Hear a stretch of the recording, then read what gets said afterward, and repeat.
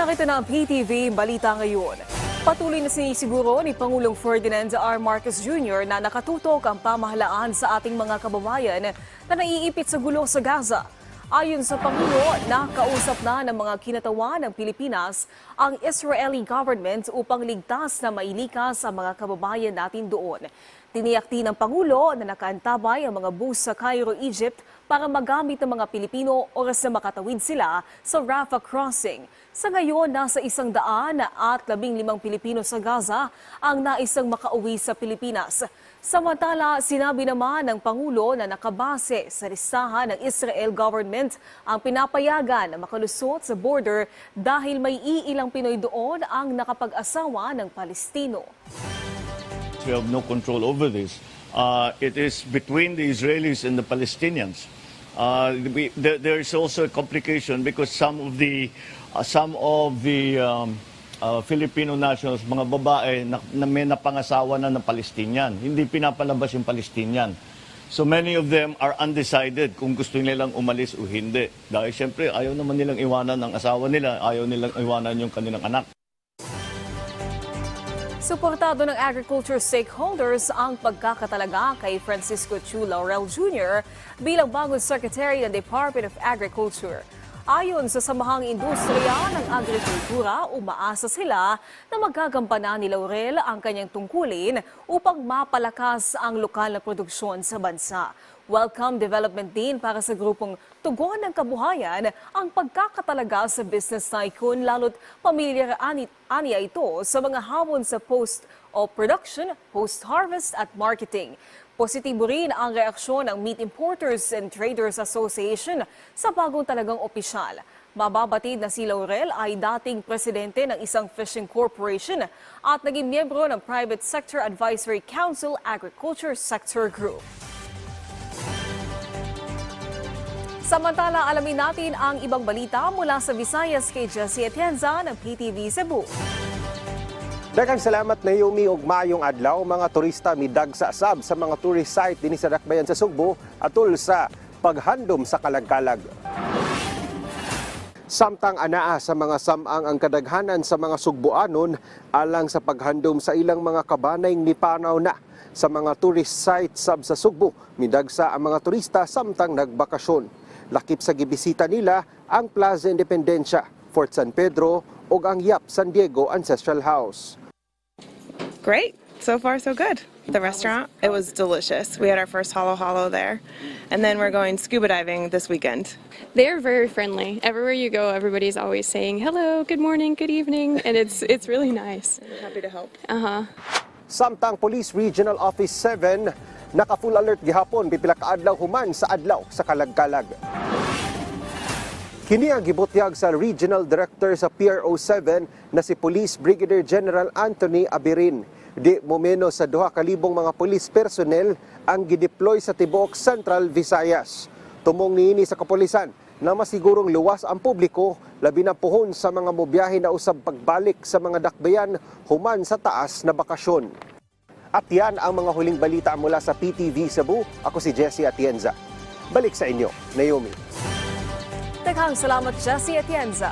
At yan ang mga balita sa oras na ito. Para sa iba pang update, i-follow at i-like kami sa aming Facebook at Twitter accounts at PTVPH. Ako po si Naomi Tiburcio. Magandang hapon.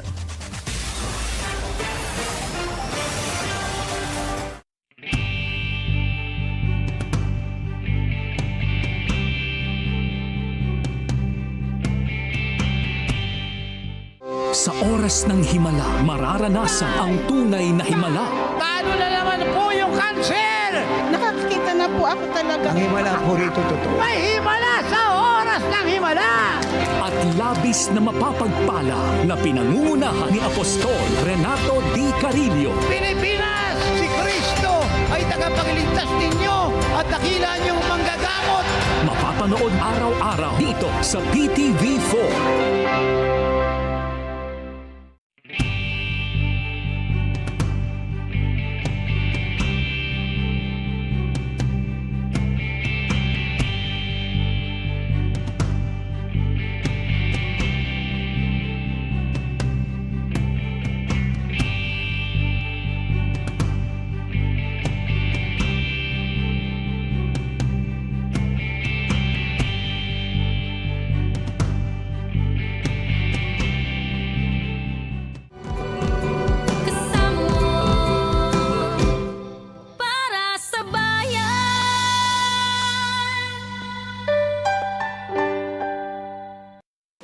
His Excellency Ferdinand R. Marcos Jr.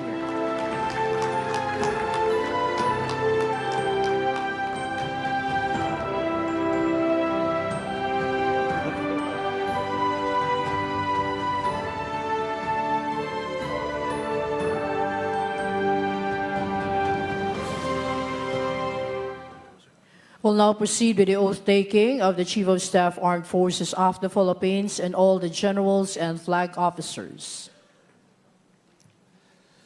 Will all those who are taking their oath, please raise your right hand and repeat after me. I, your name, having been promoted to the rank, your rank, do hereby solemnly swear that I will well and faithfully discharge, to the best of my ability, the duties of my present position, and of all others I may hereafter hold, under the Republic of the Philippines, that I will support and defend the Constitution of the Philippines, that I will bear true faith and allegiance to the same, that I will obey the laws, legal orders and decrees promulgated by the duly constituted authorities of the Republic of the Philippines, and that I impose this obligation upon myself voluntarily, without mental reservation or purpose of evasion. So help me God. Congratulations. Yeah, very good. Thank you, Mr. President, and congratulations, everyone.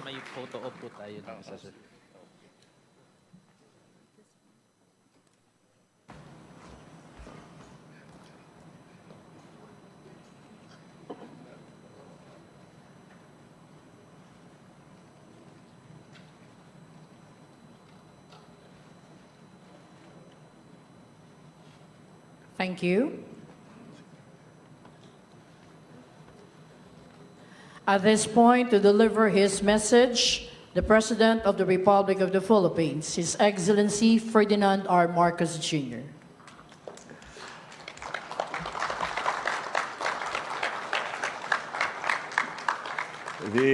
Allow me to greet some of the officials that are here. Please take your seats as you were.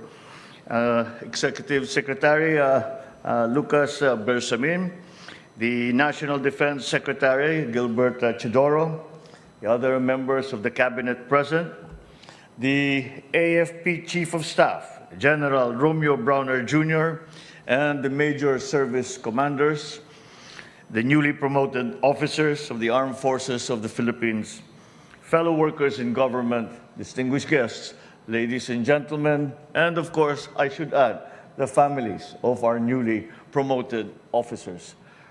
Good afternoon.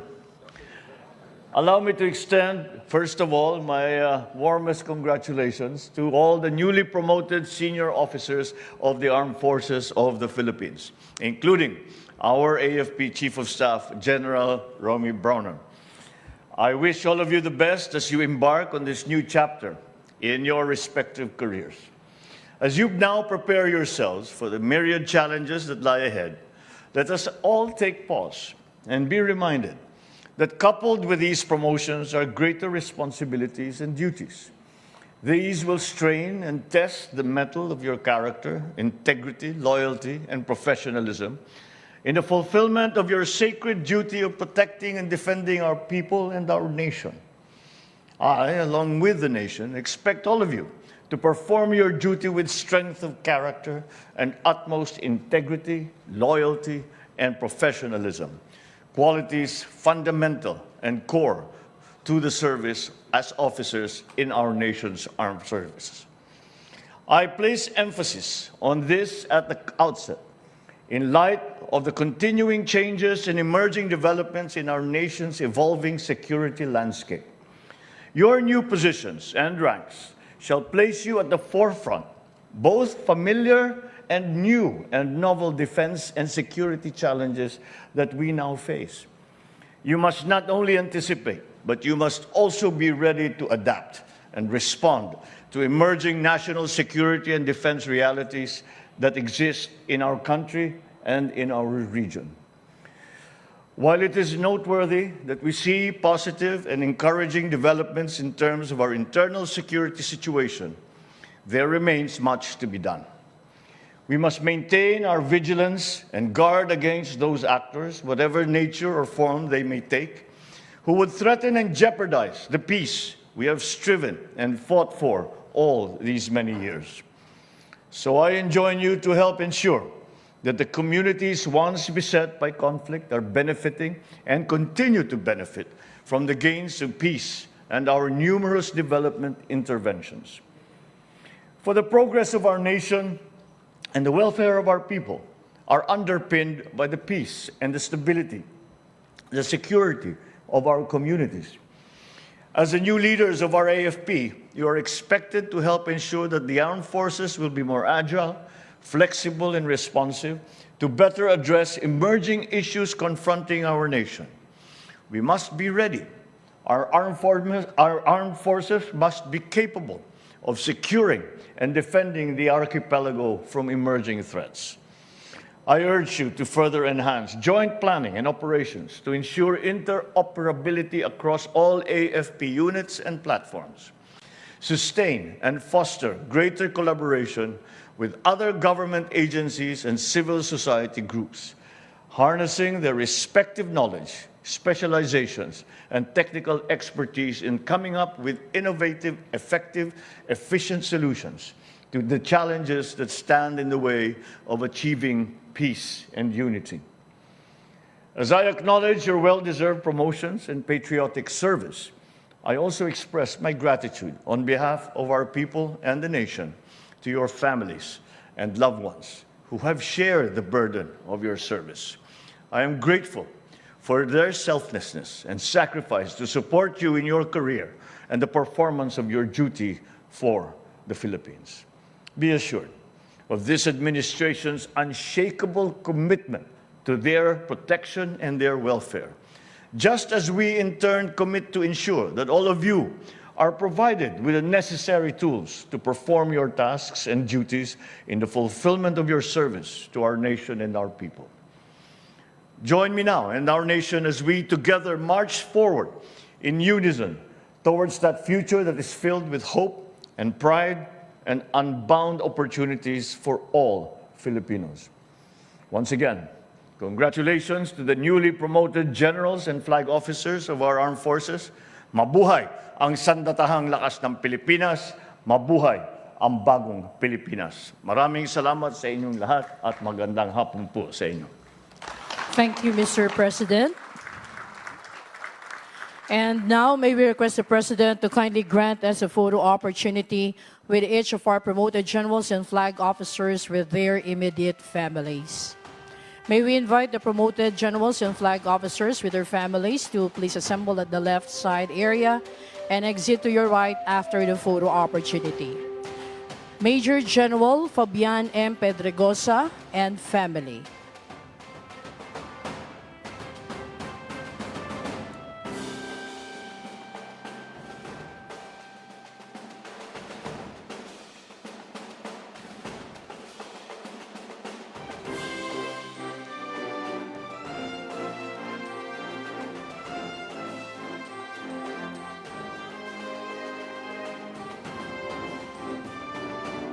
Thank you. Major General Romel P. Roldan and family.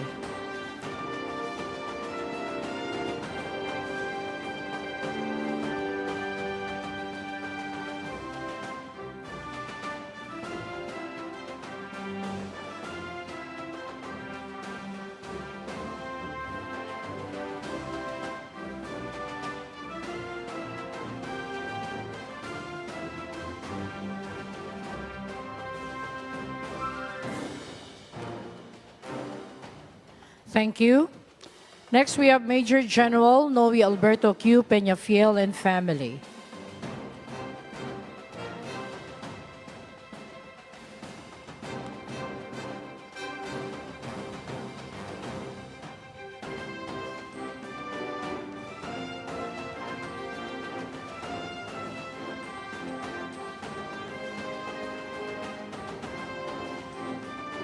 Thank you.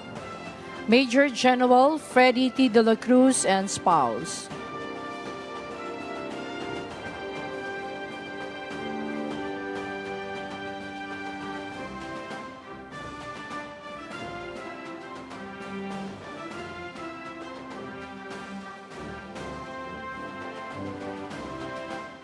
Thank you. Next, we have Brigadier General Arnel Jose J. Morada and family.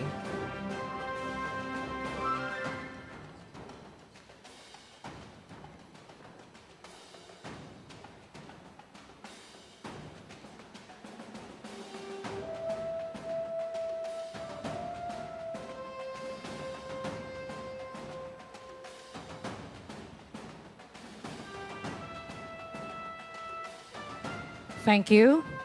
Next, Brigadier General Antonio G. Mangoroban Jr. and family.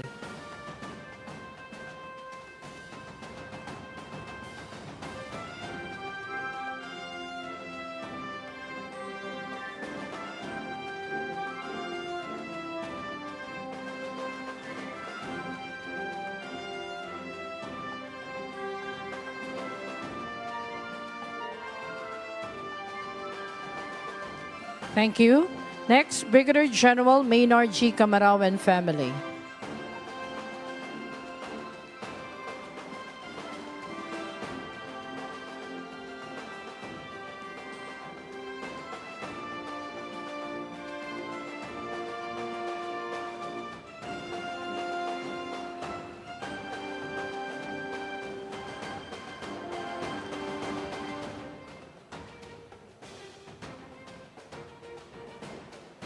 Thank you.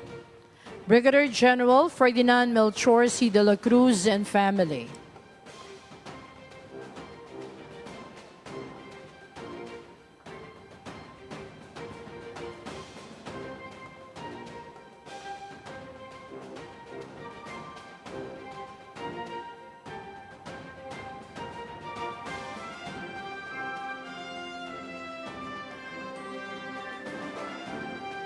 Thank you. Brigadier General Efren F. Morados and family.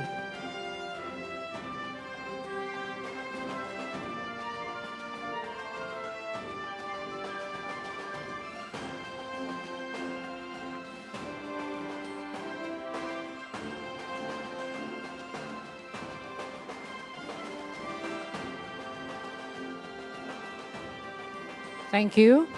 Next, we have Brigadier General Peter B. Borgonio and family.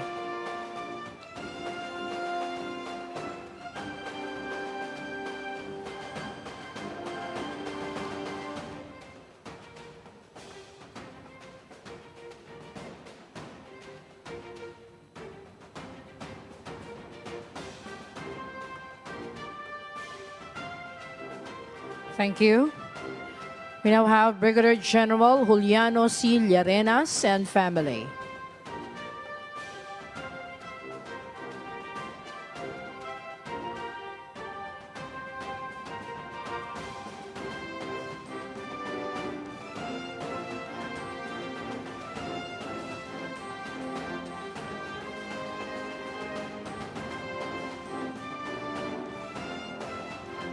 Thank you. Next, we have Brigadier General Elmer B. Suderio and family.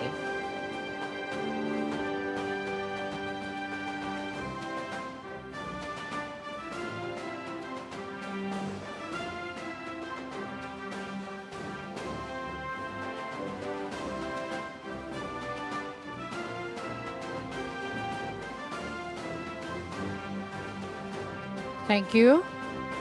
Brigadier General Felix Ronnie B. Babak and family.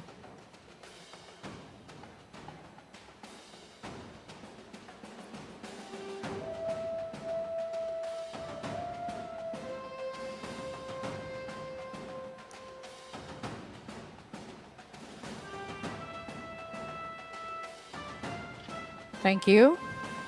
Brigadier General Marion T. Angkaw and family.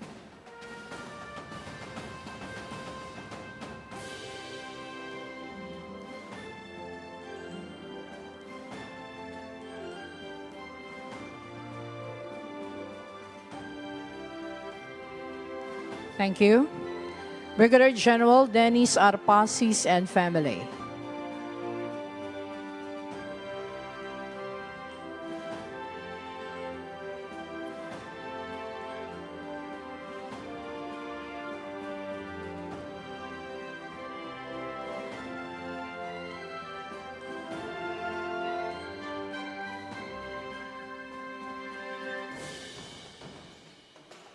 Thank you.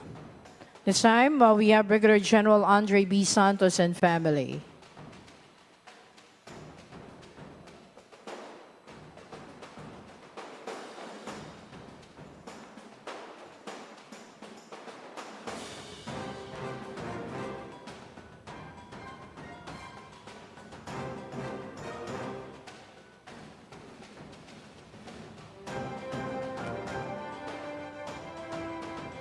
Thank you.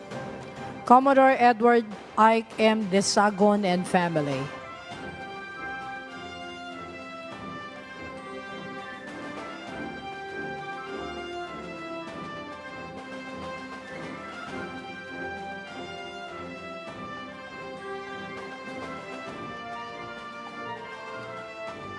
Thank you. Next, Brigadier General Christopher C. Tampus and family.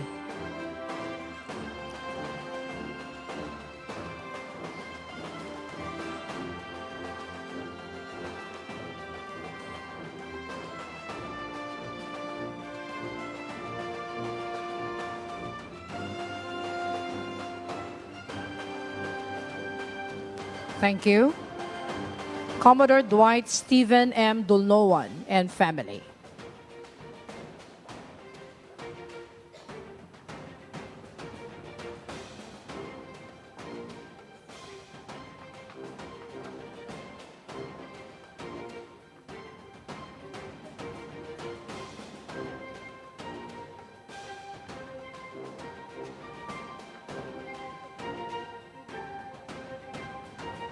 Thank you.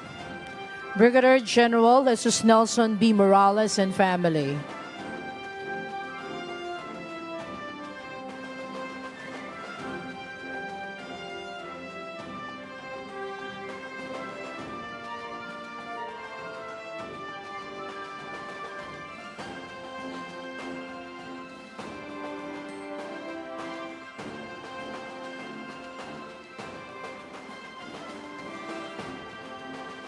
Thank you. Next, Brigadier General Taharuddin P. Ampatuan and family.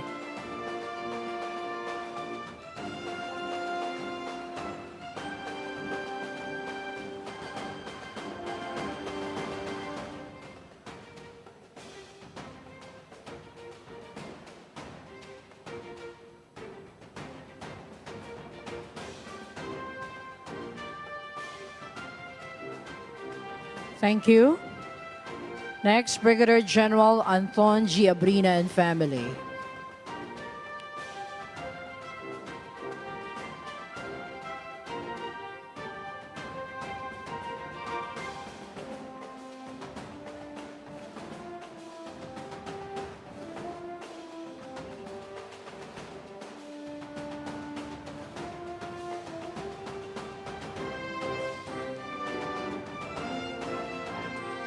Thank you. Brigadier General Francisco F. Lorenzo Jr. and family.